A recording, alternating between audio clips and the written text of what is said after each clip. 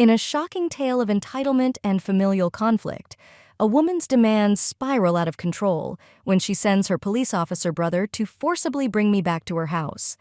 What was meant to be a routine request quickly escalates into a harrowing ordeal with handcuffs, physical violence, and intense emotional distress.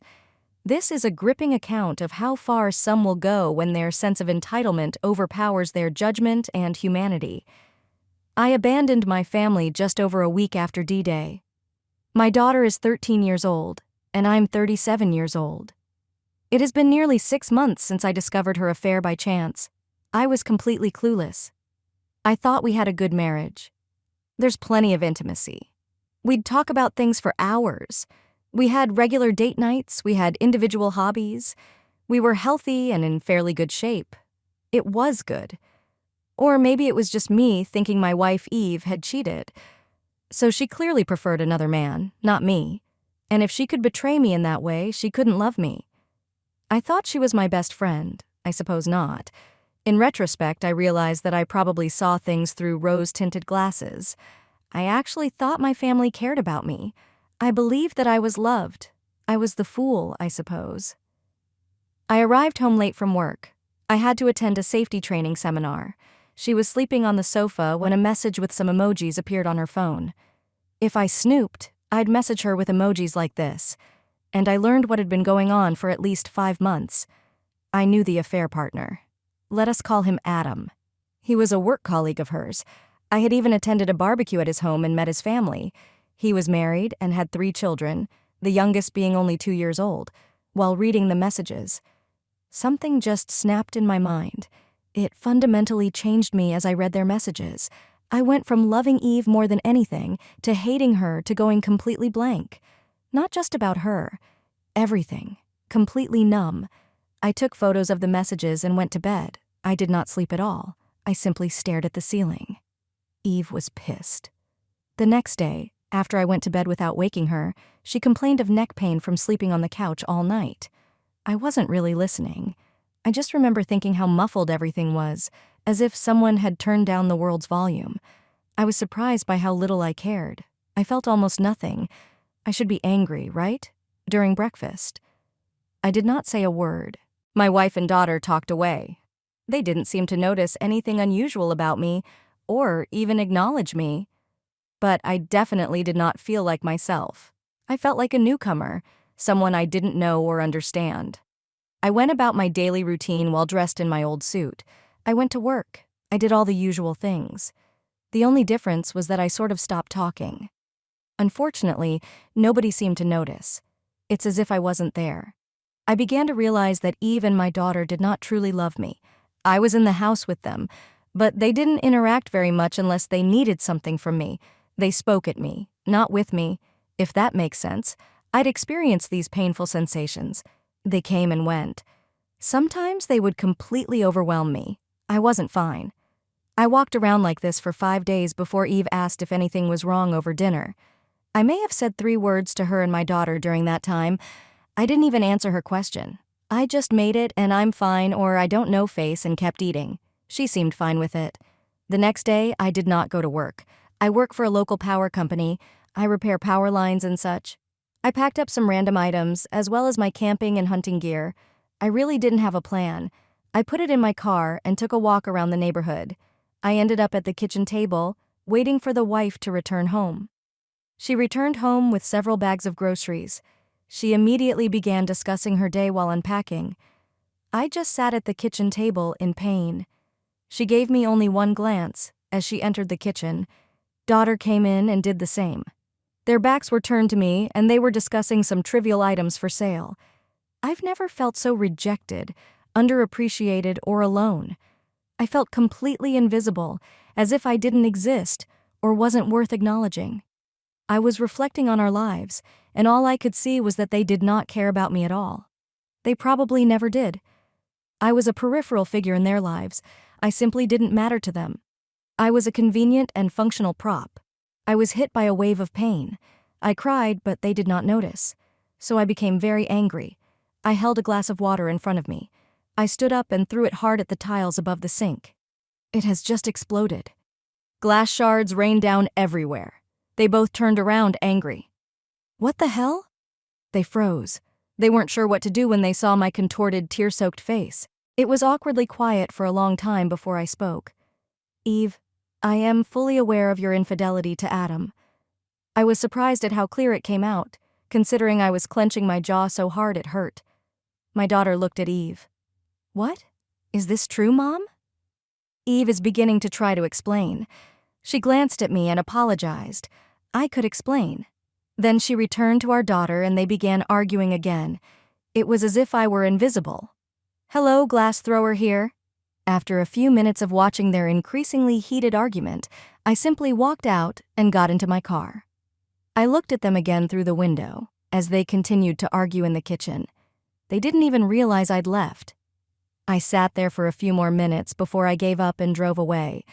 It took about 15 minutes before you tried to call me. Then, call after call after call. Then they both sent a flood of text messages. I simply ignored it and eventually turned off the phone. The next day, I withdrew half of our money and called my boss. I told him I wasn't sure when I'd be back. He told me that if I didn't show up, I would be fired. I just said okay and hung up. I honestly didn't care. I went to Adam's house and his wife was open. I handed her a copy of the messages and explained what Adam and my wife had been up to. I left her crying on the stairs at the end of the day. I ended up in a cheap hotel on the outskirts of town. The next few days were a blur. While I tried to come to terms with things, I made no real progress, mostly staring at the wall, trying to come up with reasons not to kill myself. Eve's older brother is a cop. Let us call him Bob. Bob showed up around the third or fourth day. I am not sure. I'm not sure how he found me. He attempted to interrogate me. I didn't say anything because I didn't participate. He informed me that I was under arrest and placed me in handcuffs. However, he did not take me to the station as expected. He took me home instead. Bob dragged me into the living room, where my wife and daughter promptly began berating me. Nonetheless, I said nothing. I just listened in amazement as they described how terrible this was for them. What a terrible hole I was for making them worry. It continued for a while, and finally, Eve screamed at me. Say something. I stared at her for a while before quietly saying, I have nothing to say to you. Bob freaked out and slammed me against the wall, screaming at me not to talk to his sister like that. I felt a lot of satisfaction from Bob's violent reaction. I'm not sure why it made me so happy to laugh. Bob's wife had left him 4 months earlier. I smiled at Bob. You are pathetic. Bob, did you beat your wife to Bob? Is this why she left you? Bob struck me hard. I went down. As I began to stand up, my wife and daughter started screaming. I laughed even harder. I simply couldn't help myself. I was bleeding from someplace. I saw it on the floor. I am still in handcuffs and laughing. Maybe it was the absurdity of the situation. I spat blood in Bob's face and exclaimed, F you, Bob. He hit me again, knocking me out cold. I awoke at the hospital. I vomited all over the floor. When I opened my eyes, I realized I had a concussion. Eve, Bob, and my daughter were present. They were talking to me. I was too confused to figure it out. A nurse approached and asked them to leave. She got me a pan to puke in and called a cleaner. While she was taking my pulse, I told her that my family had brought me here and that they were not to come anywhere near me. If they returned to the room, I would leave. I would simply run away. She argued sternly that running or even getting up was a very bad idea for me. But she would speak with security. I did not see them again at the hospital. It was blissful. Finally, I felt somewhat at ease. I could have thought I was considering reporting Bob in order to get him fired. But this is a small town. His colleagues would most likely cover for him. I considered confronting my wife, but it made no sense to me either. I've decided to disappear, to become a ghost. I never wanted to associate with these people again. I wrote letters to each of them. I told Bob that if he bothered me again, I'd report him. I told my daughter that Eve had betrayed me and that she would be fatherless from now on. To Eve, I wrote a longer letter. I aimed to be as practical as possible. I told her to sell the house and that I would no longer be paying the mortgage or utilities. I told her that reconciliation or even contact was impossible, especially since she had sent her brother to drag me back and beat me senseless in front of them. I explained that I would never do anything for her again, and that if she wants a divorce, she must arrange it herself. I told her I was going to disappear, and I didn't want to be found if she interfered with my life again. I'll just tell myself that we'll never speak again. I ended by expressing how much she had hurt me. I deeply regret giving her that last sentence. It's as if I let her take a little more of me, like I let her cause me a little more pain in the hospital. I devised a plan to disappear. Eve gave the hospital some new clothes, which they forwarded to me.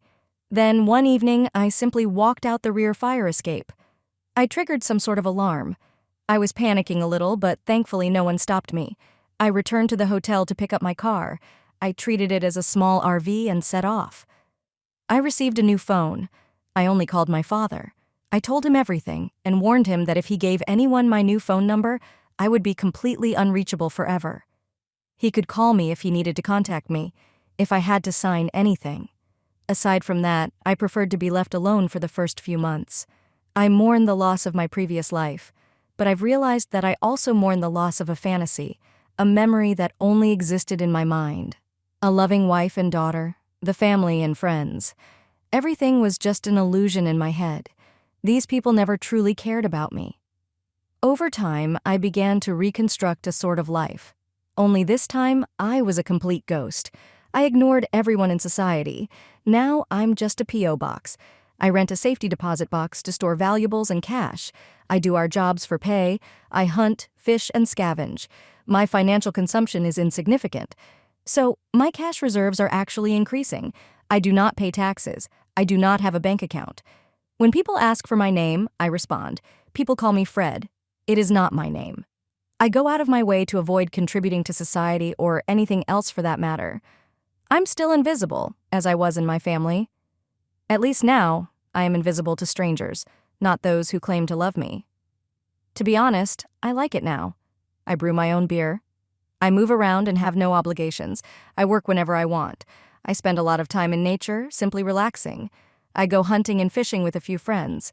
I am in incredible shape, the best shape of my life.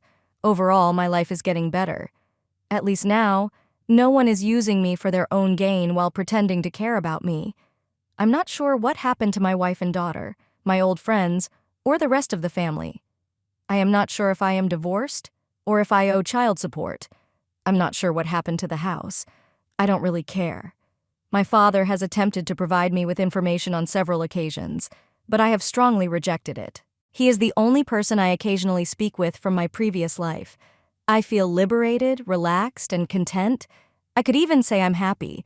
I don't have much, but I don't really need it. When I reach the end of the line, I will sell everything and burn the remainder of my funds. I will ensure that there is nothing of value left. Nothing remains to remember me by.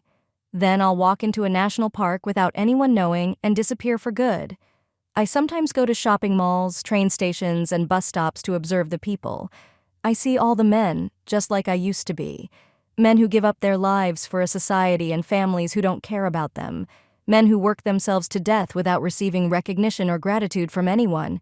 They are guilt-tripped, pressured, and pushed to constantly produce and sacrifice more. More and more pointless nonsense. Clothing of a particular brand. Larger house. More. This is more than that. Never received a thank you. There is no indication of gratitude or appreciation. Most of the time, there is no smile. They try to fool themselves, just as I refuse to acknowledge reality. But I can see it in them, just as I used to. They know I recognize their empty million-mile stare. I used to own the same one. This felt good to get off my chest. Thank you for listening. Update. First, I'd like to thank everyone for their feedback and comments. I'm afraid I won't be able to respond to everybody. There's just too much for me to cover. So many sad stories about PM. A lot of feedback and criticism. Much of it is justified. I won't be able to read everything.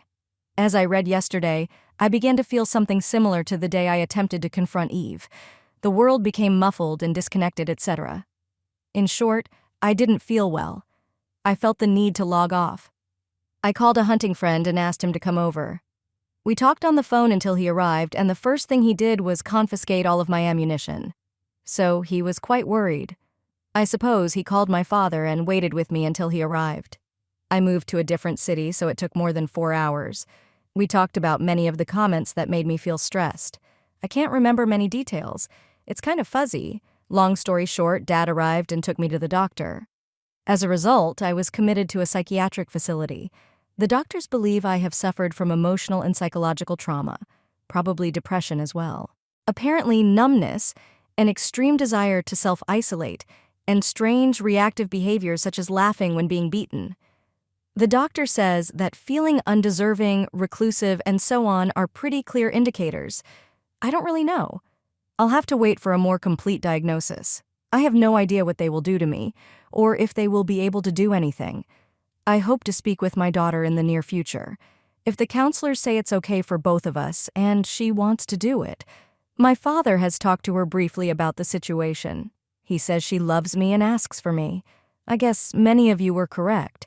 I'm a massive piece of shit. My father is currently with me, and I will be monitored around the clock for the next few days. They tried some medication, but I had a very bad reaction, so they'll try something else tomorrow. Bob found the post and messaged me to apologize. Eve had not told him the true reason I had left for the hotel. She had only told him about the glass in the wall, leaving out the rest. Bob told me he told his superiors what he did when he found out. He claims that everyone who needs to be informed has been. He was suspended and required to complete anger management training. If I file a complaint, he will be dismissed.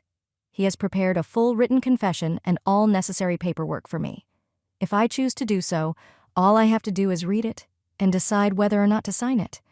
If I decide not to proceed with that, he will be allowed to continue working with a pay cut and a demotion. But I'm not sure what to do. I think I'll just concentrate on myself for now.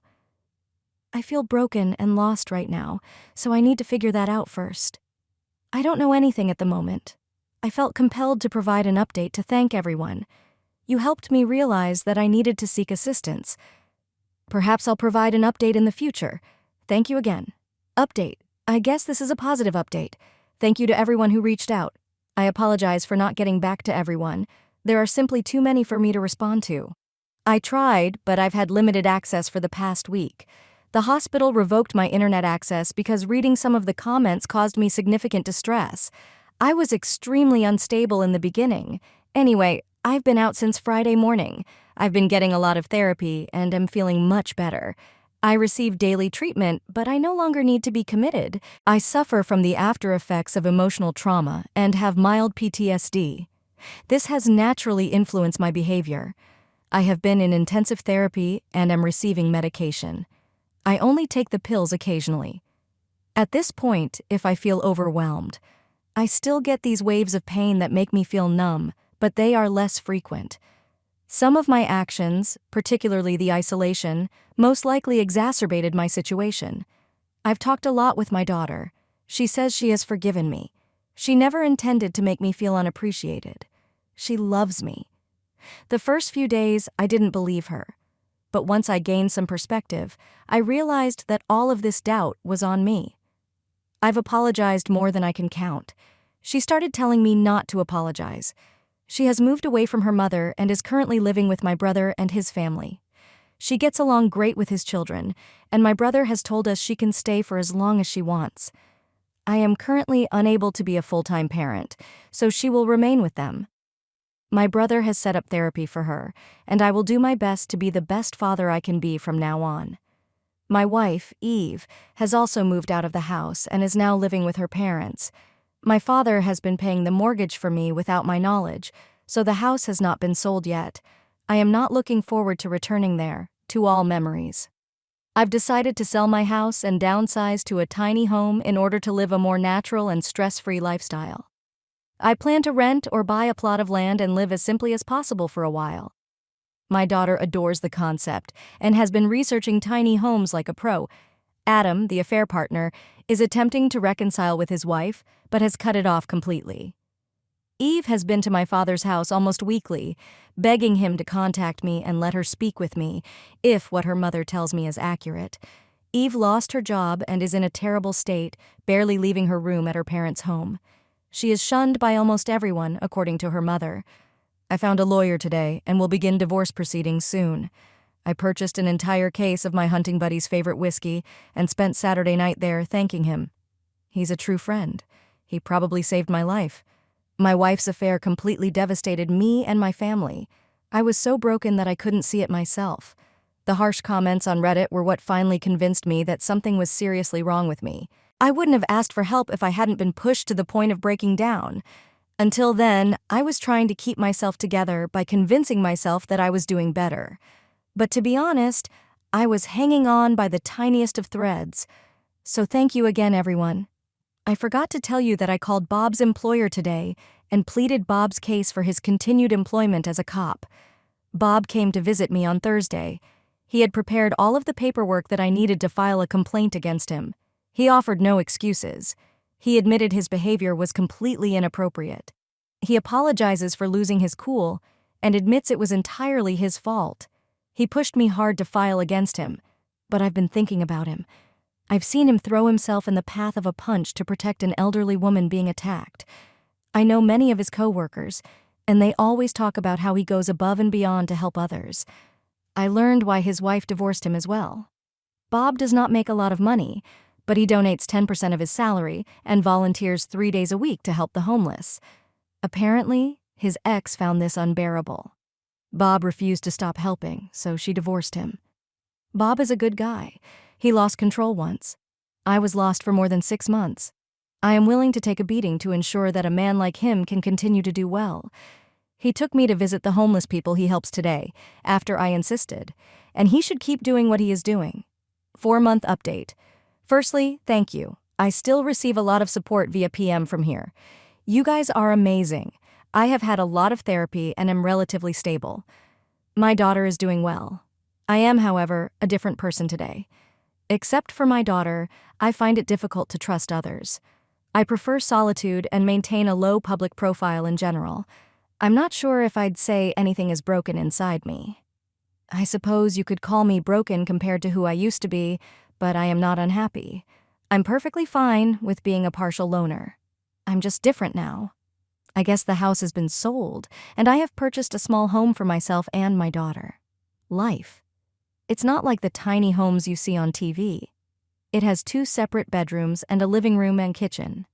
It's in a secluded location on a forested hillside, with a porch as large as the house and a breathtaking view. I adore the tranquility and close proximity to nature in our new home. I am divorced, or almost divorced.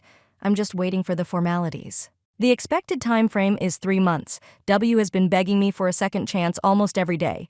But she has not made any demands on me. She does not try to justify herself. She takes full responsibility for her affair. We use mediation, and she's given me everything. Basically all of our assets, plus full custody. Her only request is to be allowed to visit frequently, so she can work on repairing her relationship with our daughter. She has offered to cook and clean as well, but I do not want to feel as if I owe her anything. I'll keep the household running. It's small anyway, and I have some chores for my daughter. I don't want her to grow into a spoiled brat. My daughter's relationship is extremely strained. We will have to see how things go. Do you want to tell me that this is a ruse to get back with me? Do not worry. She is not being sneaky about it. She has stated unequivocally that she hopes we can reconcile and will make every effort to do so.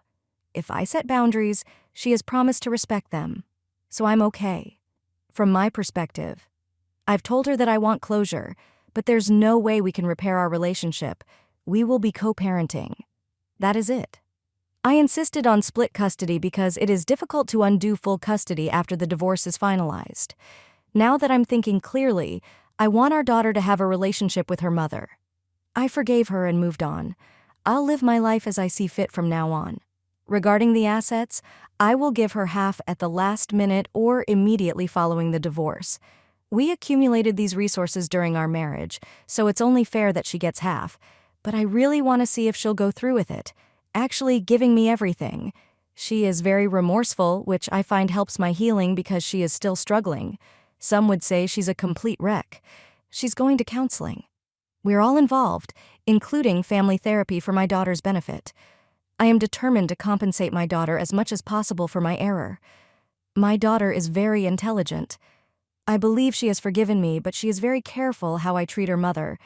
I am determined to be a good role model, so I will behave accordingly. I was in a really bad place when I posted.